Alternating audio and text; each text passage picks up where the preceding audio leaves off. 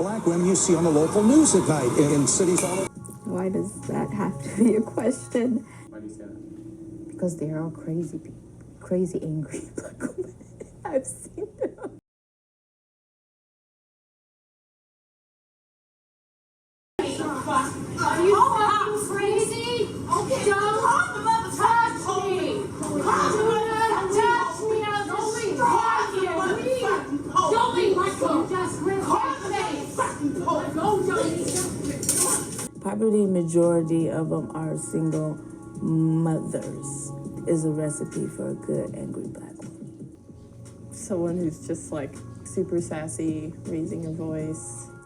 Stereotype. In the media, if you speak out or something like that, or you express your emotions, then you're the angry black woman. Yeah, someone called me like that. Do you think that's an easy way to shut someone down? Well, I don't think so, because they didn't shut me down. Why you gotta put race on it? It's just an angry woman. What? Everyone's angry. Everyone's angry. It doesn't matter if you're white, black, Asian. Honestly, just think of the movie, the Tyler Perry movie. Angry black women in movies, you know, look like that, but most black women aren't angry. I'm not an angry black woman. I'm goofy. They think we're all ghetto, welfare queens, uneducated, and in real life, we're probably some of the happiest, most positive people you'll ever meet. Do not touch my boss. You just punched me in the face. Bitch! I'll destroy You fuck out, bitch! It's not worth this job. Stop. Get the fuck out, bitch! No! You get the fuck out! I don't know what's wrong with you. Stop. Sorry, I've been up all day. I'm sorry. I don't Sorry. Good. Yes, the bitch. Do not touch my boss. Get out! God assaulted her. She could put you in jail. Go ahead. I don't give a She fuck. got you and Philly and I don't give a fuck. You hit me and her. I don't give a fuck. You could go to prison. Okay, then I'll go to Assault and battery. Then I'll go to prison. Do not touch her I again. will go to fucking Honey, prison. don't touch my boss again. Whatever. Please. Bounce. What the fuck ever.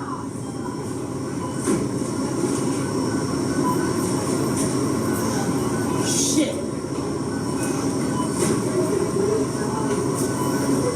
Thank you, sir.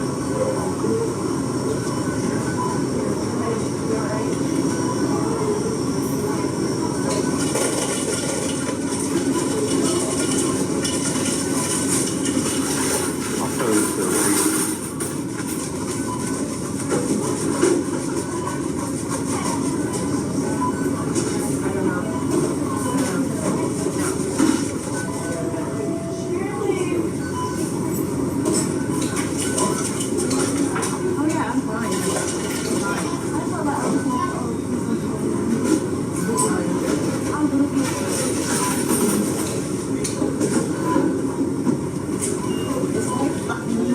It's right fucking Don't come back here. Do not come. Do not get back here. Don't fucking come back here. Do not fucking here. Wait, don't fucking hit me, bitch. Don't fucking hit me, bitch. Don't fucking hit me, bitch. You gave me World a flat star. right, you fucking stupid. World star. Whatever. You gave me a motherfucking black eye. Get out of here. Call the fucking cops. They're right here, man. Bitch. Call her. She's not hitting my boys. She beat her. Fucking bitch. Hey! Don't touch her. Don't touch her. Put the bag down.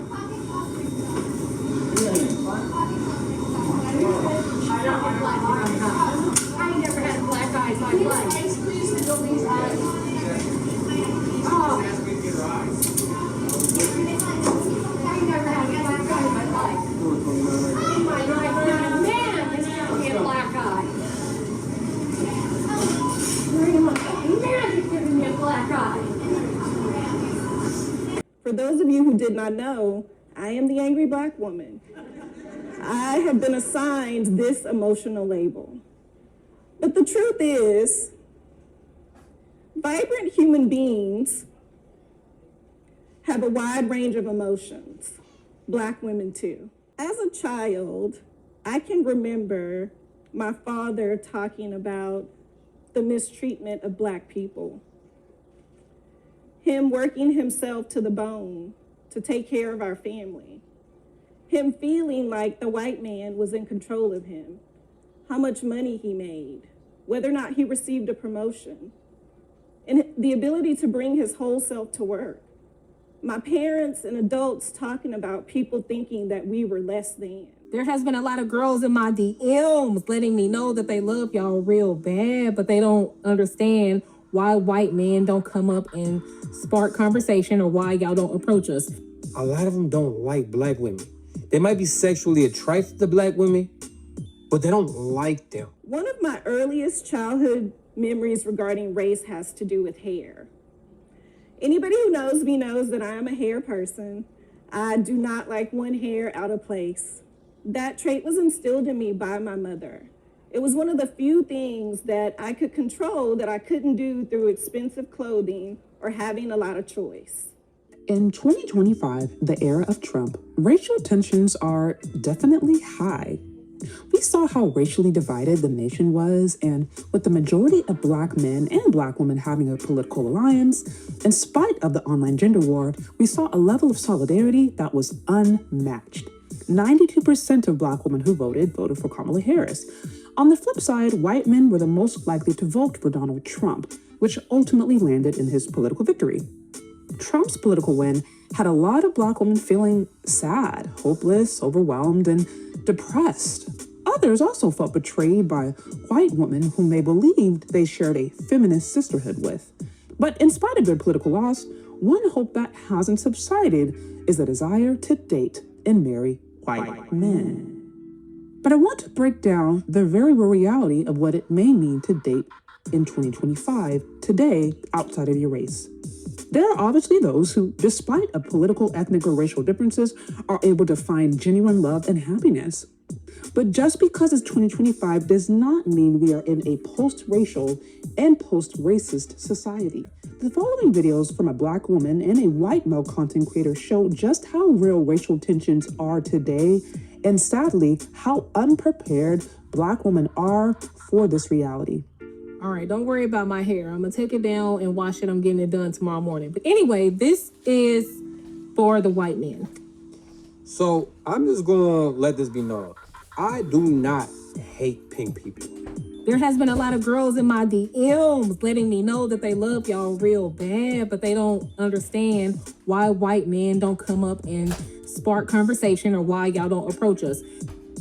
I just dislike shit that pink people do. Like that whole thing with, the pink dudes, telling me, oh yeah, I like, Black women too. This is very true. White men, y'all don't. Y'all just stare. And I could tell y'all curious, or maybe y'all scared, or like, I don't.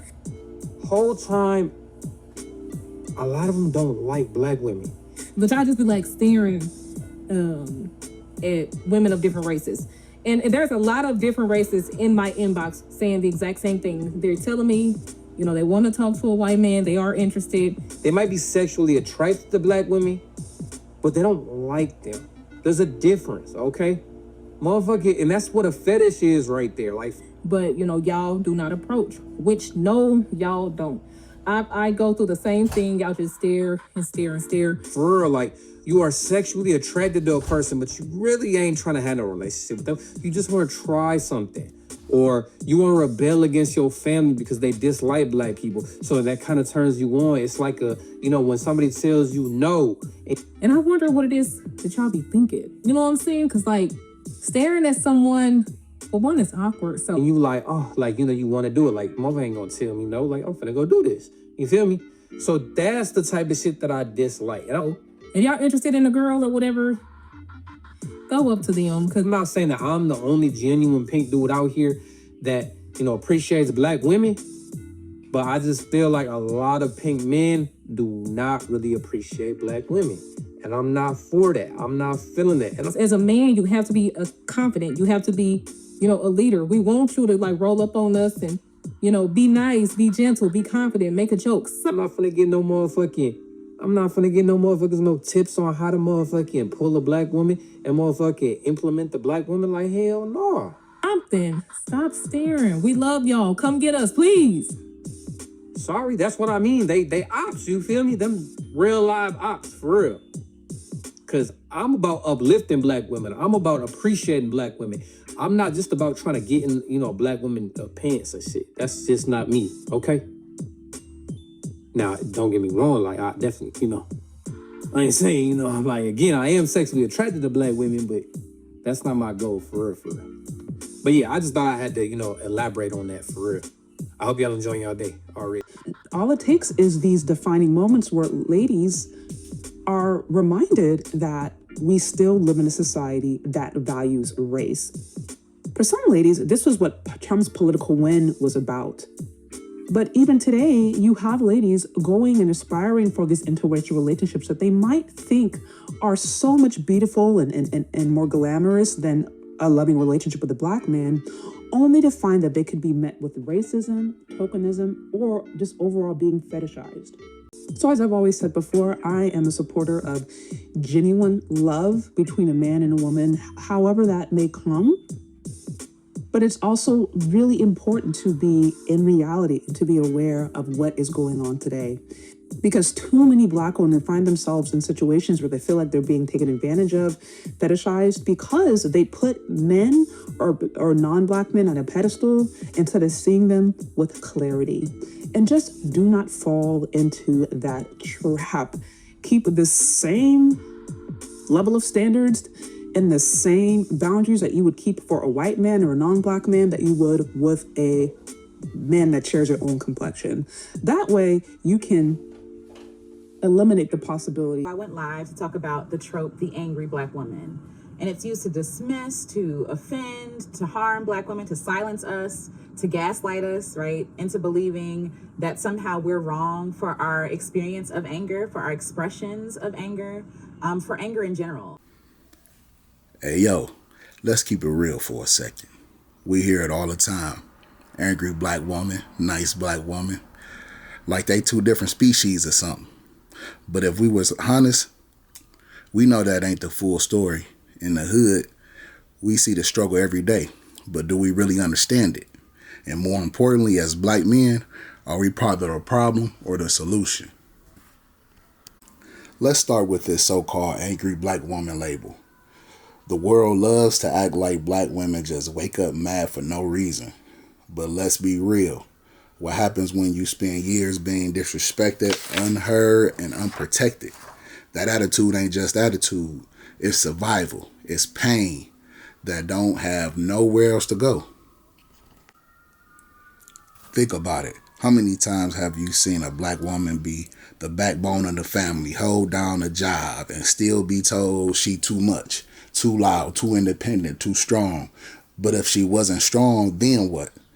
The system been breaking up black families since day one. And now, when she got to carry everything on her back, we got the nerve to call her bitter. Now, when people say nice black woman, what they usually mean is quiet, agreeable, don't push back too much. But here's the real question. Why she got to be nice? Just to get respect? Why is it that black women who speak her mind is labeled difficult, while a woman of another race is called confident? Truth is, black women don't get that same space to be multidimensional. A black woman can be powerful and gentle, strong and feminine. But too often society and even some of us act like she got to choose between being loved and being respected. So here's where we come in, black men. We talk a lot about wanting a woman to submit, be soft, be our peace. But are we creating a kind of environment for her to be at peace? Listen more, judge less.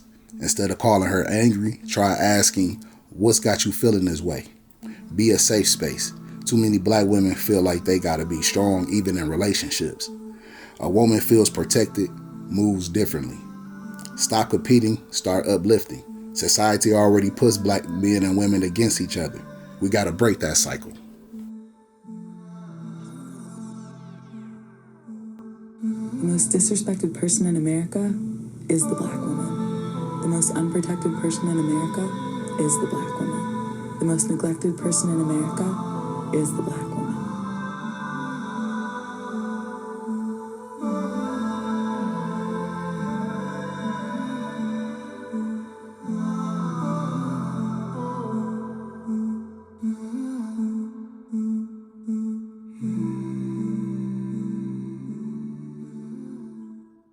I think about all that black women do for society and how the thank you that we get is just constant disrespect, how we're not protected, how we're sexualized and fetishized in the media, how it's kind of like we're abandoned. Society like does not have a black woman's back. Like she didn't even do anything. She just was being black. When you're born and you're born a woman, you already have one thing stacked against you.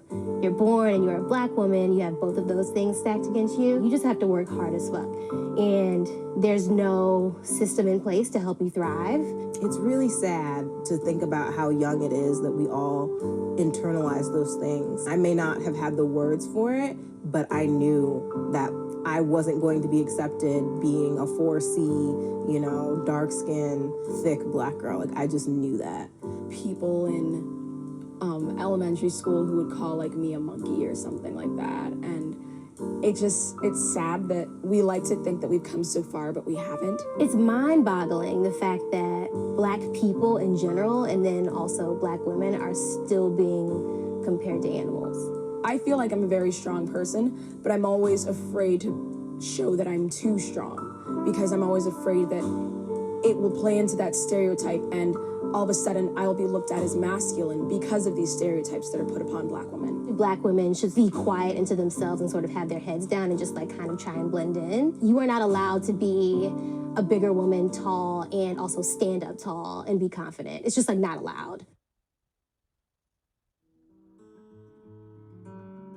The thing that makes me most angry is the fact that I feel like no one really has my back except other black women. It's really tough to feel alone in a fight to be seen as equal and just as successful and just as amazing as anyone else. The variety of black women is really important in media because we are seen as only one thing, and that's sassy, or we have too much attitude, and we can never be anything else without that. There's no such thing as an angry black woman, but a black woman who happens to be angry. I'm gonna do everything that I can to then channel that very deep pit of anger that I have into something to show you that that's not who I am, that's not who I've ever been, that's not who Leslie is, that's not who Michelle Obama is. Like, I get that that bullshit is out there, so then I'm like, what can I do with my work, with my art, to change that, to change the narrative, to tell people that, you know, we're more than this.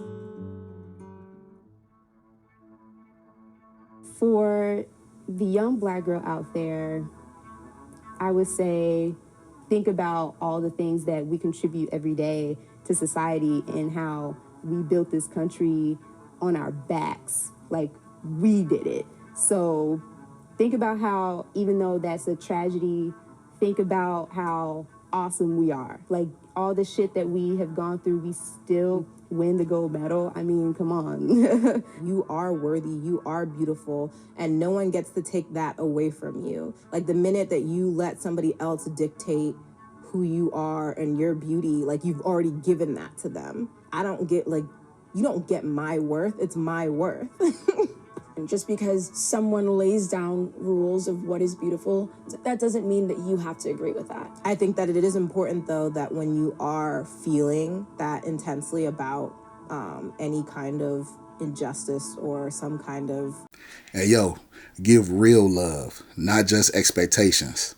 A woman shouldn't have to earn softness. If she feels genuinely cared for, she won't have to fight for it. At the end of the day, black women ain't our enemy. They are us. The same system that tried to break us as men has tried to break them too. Instead of playing into that divide, we need to build together. Let's have this conversation. Drop a comment. What do y'all see in the hood when it comes to this? How can us as black men do better? Let's talk.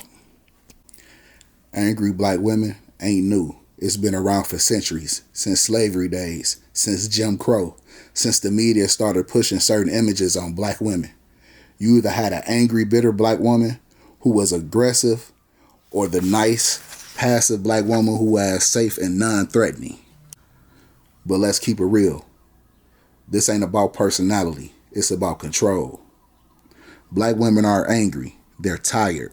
Tired of being unheard. Tired of being disrespected. Tired of having to be strong all the time just to survive. Meanwhile, when a white woman speaks her mind, she's assertive. When a Latina woman gets passionate, she's fiery. But when a black woman does the same, she's loud and ghetto. It's a setup. In the streets, this stereotype plays out heavy. If a woman is outspoken, she's labeled hard to deal with. If she's quiet, she's seen as weak. But have y'all ever stopped to think about why so many black women have that guard up? For a lot of our women, life ain't even been easy. Some had to be the mom and the dad. Some had to fight for respect in workplace where they're overlooked. Some been through heartbreaks, losses, betrayals. But instead of asking what has she been through, folks just say, oh, she's another angry black woman. Nah, she's a survivor. Now let's talk about the other side of this. The nice black woman. Society loves to put black women in this soft, quiet, obedient box. Some dudes even say they want a woman who knows her place. But let's be real. What they really want is a woman who won't challenge them. A woman being nice doesn't mean she's weak. And a woman being strong doesn't mean she's angry. The problem is, too many men only respect women who stay silent. And that's a mindset we need to kill. So what can we do as black men to change the narrative? How do we empower our women instead of tearing them down? It starts with respect. It starts with listening and instead of labeling. If a black woman expresses frustration, don't gaslight her and call her angry. Ask yourself, does she have a reason to be upset? Because chances are she does. We see too many cases where black women don't feel safe, not from just outsiders, but from our own men. If you see a sister being harassed, disrespected, or in the need of support, step your ass up. Black women shouldn't have to shrink themselves to be accepted. They should feel free to laugh, cry, speak, exist without judgment. We as men need to help create a safe space.